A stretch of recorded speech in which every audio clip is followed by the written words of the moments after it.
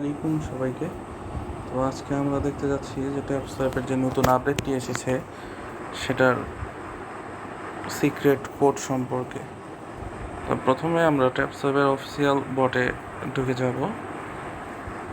দেন টাস্কে আসার পরে আমরা দেখতেছি যে ওয়াচ ডেইলি ভিডিওসে একটা নতুন ভিডিও চলে এসেছে।